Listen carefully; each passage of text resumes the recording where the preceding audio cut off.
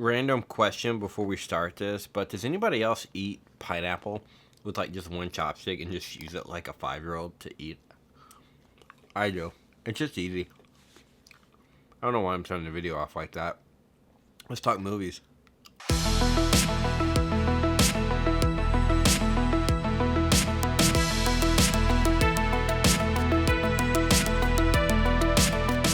Hey guys, welcome to Last Movie Standing.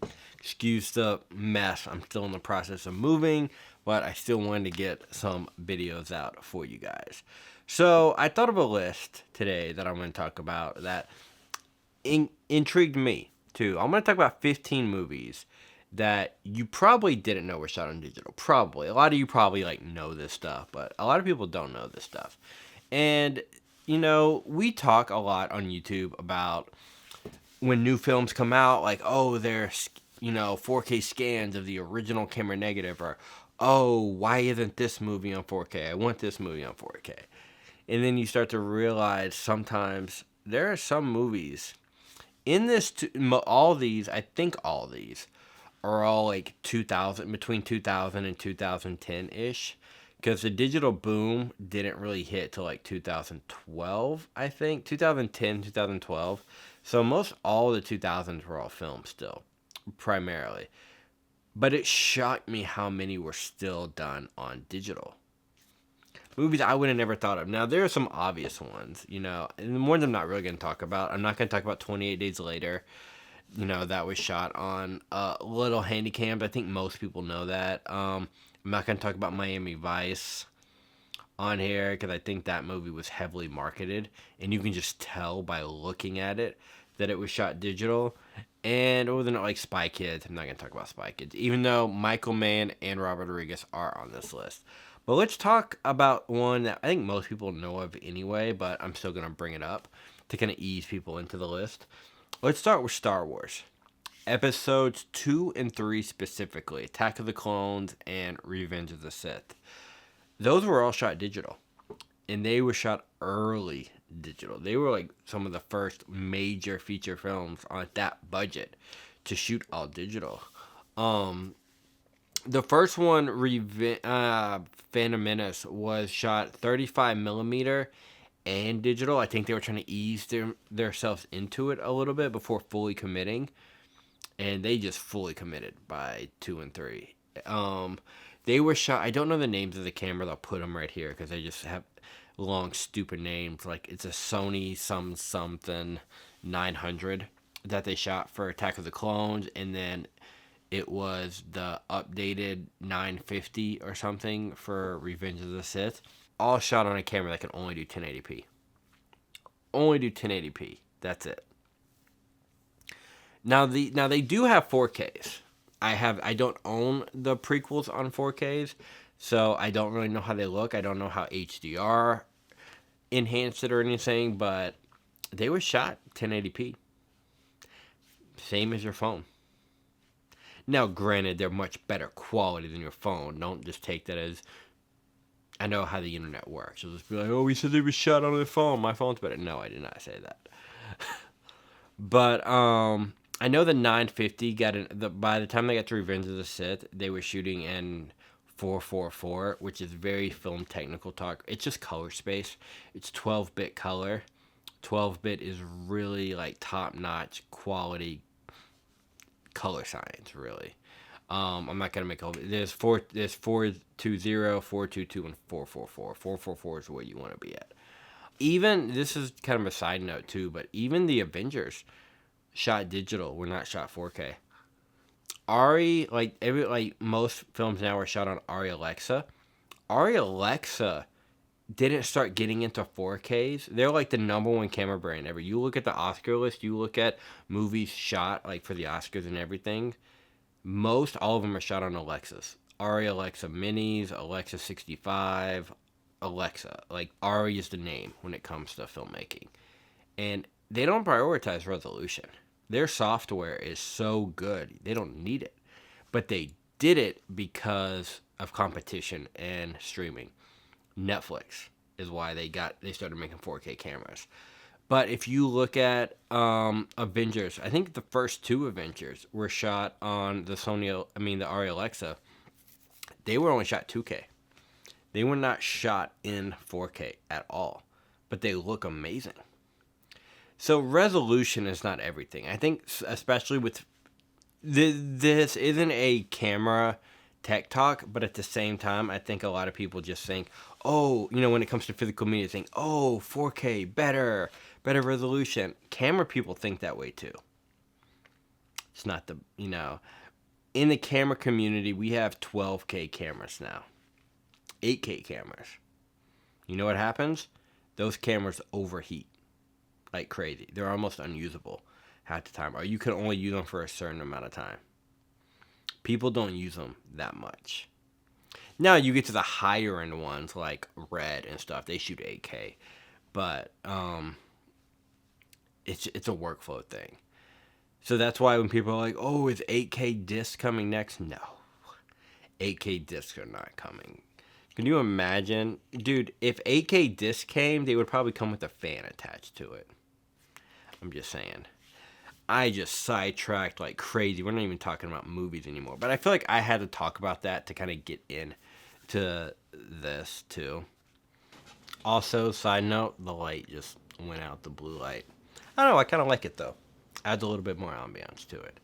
But while we're on the subject of Star Wars and the Sony Cine 900 and 950, these names are so confusing for these little cameras. Sony has the worst names for cameras even to this day. But let's get into 2003's Once Upon a Time in Mexico. Directed by Robert Rodriguez. And we all know Robert Rodriguez is a big pioneer of the digital revolution. There is an amazing documentary. Oh, I wish I still had the movies on the shelf. I would pull it up. There's an amazing documentary that I have on Blu-ray called Side by Side. It is narrated and, done by Keanu Reeves. Keanu Reeves is interviewing all these big-time directors. You got David Lynch, Cameron, Marty Scorsese, all these big, Robert Rodriguez. I don't think Quentin's in there, but David Fincher's in there. Basically talking about digital versus film and why they went the way they went. And it is fascinating. And especially now, like, I wish I would have used clips of it when I was talking about my True Lies 4K review. Because here's the thing. Everybody rams on James Cameron about how he does his restoration. Bro, this documentary is from 2012, I think. He says in that documentary he hates film. Are you done with film? Don't hold me to it, Keanu, but I think I am. You can't shoot 3D on film. So film has been dead in my heart for 10 years. So he was saying that way back when. So it made a lot more sense to what he's doing now. Do I agree with it? Is the yes or no? But it's an amazing documentary, and I highly recommend it if you haven't seen it. But Robert Rodriguez really started getting into that. I don't know if this movie's on the list, but Sin City 2 was also, or Sin City as well. Sin City 1 and 2 were both shot digital, but Sin City 2 clearly. But Sin City 1 was, 2005 or 6? Something like that, or 4. Like, he really got into the whole digital thing. So, and these are movies we don't have on 4K. We don't have Once Upon a Time on Mexico on 4K. Arrow just did the box set, the Mexico trilogy, where they put Desperado, shot on 35mm film, I think original restoration, on 4K, but they never put Once Upon a Time on Hollywood on 4K. And a lot of people are like, why? Why would you do that? Well, maybe because the original source of that movie is 1080p. Maybe the best it will ever be is Blu-ray. I don't know. Will we ever get Once Upon a Time in Mexico on 4K? I don't know. How do you restore tape footage? I don't know. I think I've heard good things from what they did with Blair Witch Project on, who was it, Second Sight? Apparently they took the high 8 tapes and really made it look good. I have not seen it, so I don't know. But yeah, if you're wondering why Once Upon a Time in Once Upon a Time in Mexico, and maybe even Sin City have not come to 4K yet. Maybe it's because of the format it was shot in. It was shot on digital, on cameras that could only do 1080p. So maybe they don't look good, but I don't know. While we're on the subject of Robert Rodriguez, this was way later down the list, but I'll just keep it here. Planet Terror. Planet Terror is one that I've always was like, I want the 4K. I want the 4K. And I don't even have the Blu-ray. I just have the DVD. But now after thinking about it, I may just get the Blu-ray because Planet Terror was also shot on digital. It was shot on a Panasonic, I think it's a Genesis camera, which again can only shoot 1080p. Now this movie was shot way later. This was shot 2007. Again, 4K didn't really come into perspective and everything till like way later in cinema. But Planet Terror was shot digital on 1080p, and even that they added so much like that film grain. They really tried to dirty it up and make it look like a 70s film grindhouse movie. So how will that look on 4K? I don't know.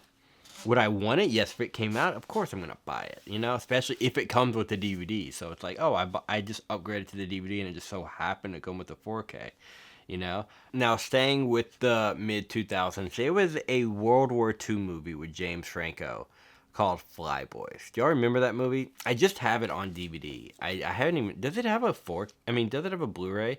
It should have a Blu-ray. 2006? 2006 is a weird time for Blu-rays, because if your movie came out in 2006, that was like the beginning of Blu-rays. So there's a lot of movies between 2004 and 2006 that didn't make the jump to Blu-ray. So I don't know yet if Flyboys has one. I just have the DVD. But that movie was shot on the Panasonic Genesis camera as well, which can only shoot 1080p. Now, I do know there was some stuff shot 35mm film, but in the research for this, it looks like that 35mm camera that they used, like the Mitchell 35, is a vintage camera. So maybe they used that, and I'll be honest, it's been years since I've seen Flyboys. Years. So my memory of the movie is pretty vague. But that movie, I want to say if they did use the 35mm stuff, it was more for like, I don't even want to say flashbacks, but that kind of like insert shots of these really old, to make it really look like old film because Flyboys is World War One. I think I said World War II. I think Flyboys is World War One. Or is it World War II? God, you see, that's how long it's been since I've seen it. World War One. Okay. I just said it right there on the front. I was going to say, I thought it was World War One. Really good movie from what I remember. I remember loving this movie, but it's been so long. I don't remember too much about it. But when I was doing the research for this video, I was really surprised that one was shot digital, like early digital, 1080p digital. So if that one never gets a 4K, that one might be the reason why. But again, I don't know. This next one, this is like, it was always like a holy grail 4K for me that I never thought would come, but it's always one I see on a lot of lists, Apocalypto. Mel Gibson's masterpiece, Apocalypto. God, that movie's so good. That was also shot, I think it was a Panasonic Genesis, but that one was shot 1080p, all digital, which blew me away when I found that out. I had no idea he shot that digital. But yeah. And that movie looks so good.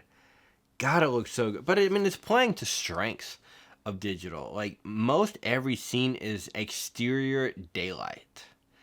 I'm trying to think if there's any nighttime scenes. I don't know if there's any nighttime scenes. It's been a minute since I've seen it, but I just remember the darkest scene is probably when the wife is trapped in the cave with her son. Or the raid. I think the raid came at... Nah, did the raid come at night? No, that came during the day, I think. There's a lot of daytime stuff in this movie. This whole movie's daytime. So it plays to the strength of what digital cameras can do with exterior daylight. But yeah, Apocalypto just shot 1080p, you guys. That one has a great. I just upgraded that Blu-ray. That Blu-ray looks amazing too, by the way. Who owns it? Is that Fox?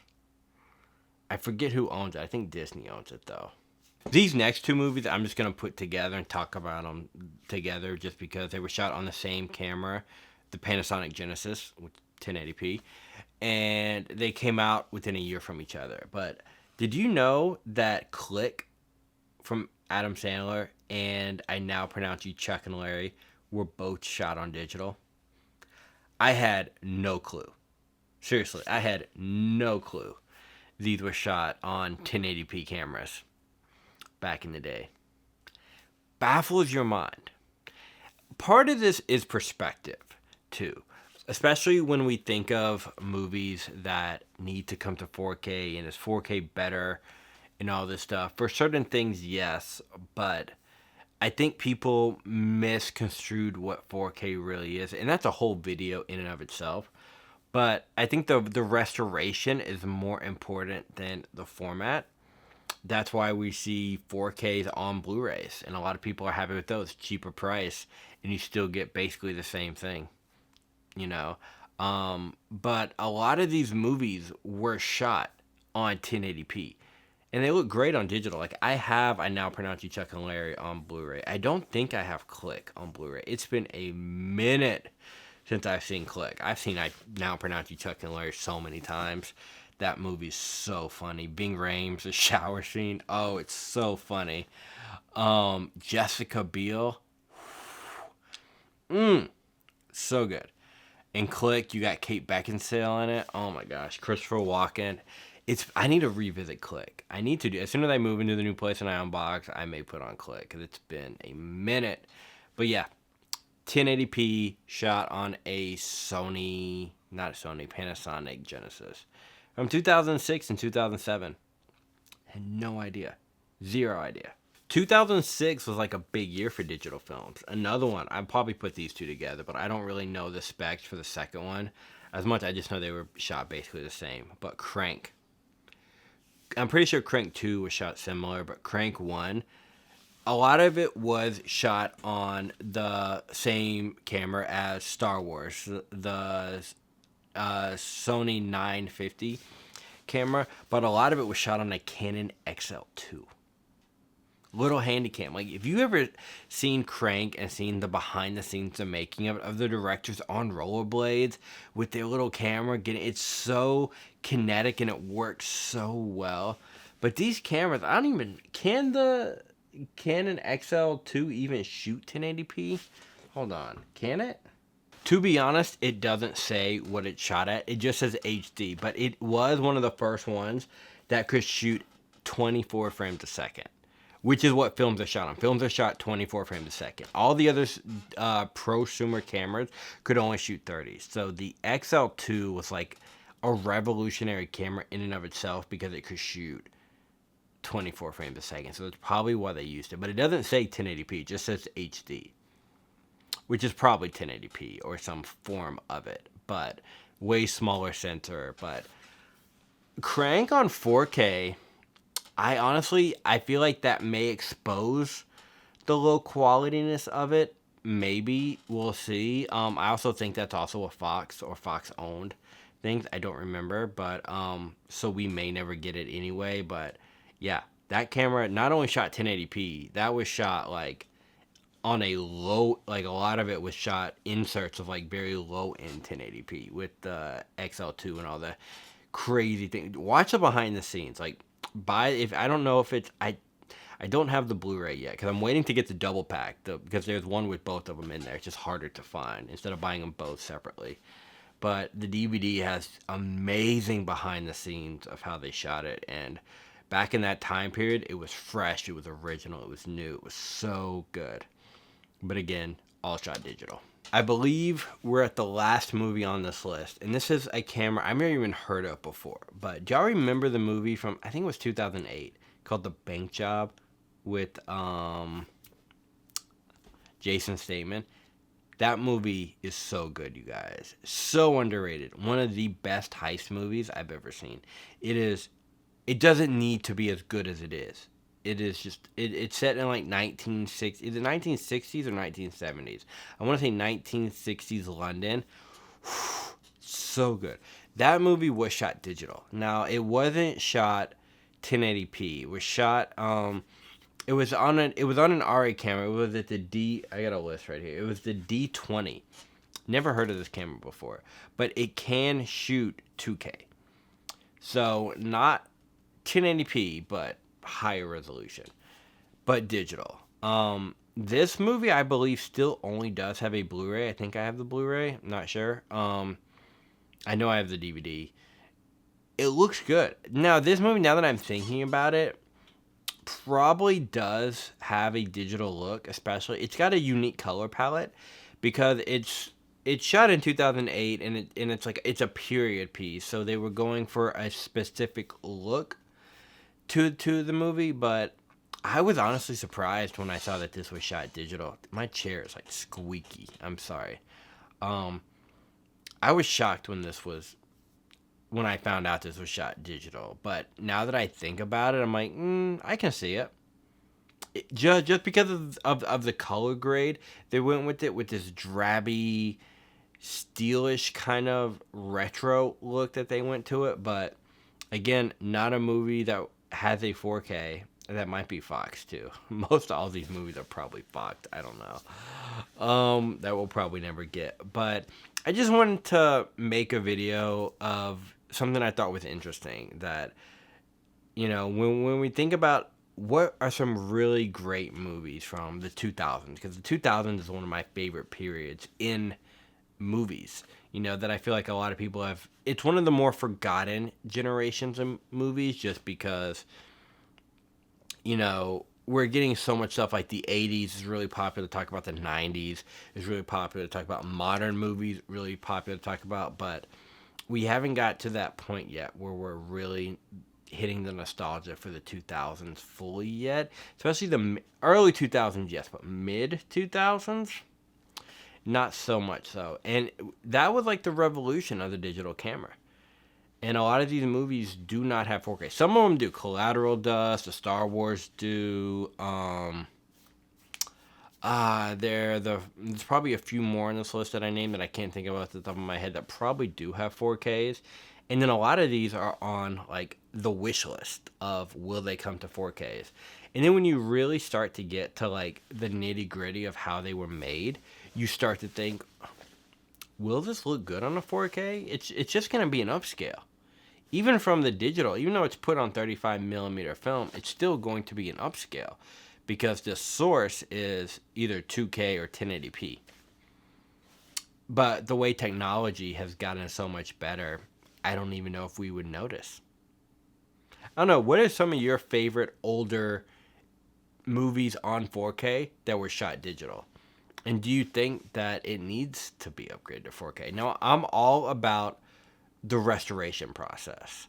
So if you can get a 4K upgrade to it, but put it on a Blu-ray, I think that that's better than the alternative of just not doing anything with it and letting it just die down, because digital does need to be maintained.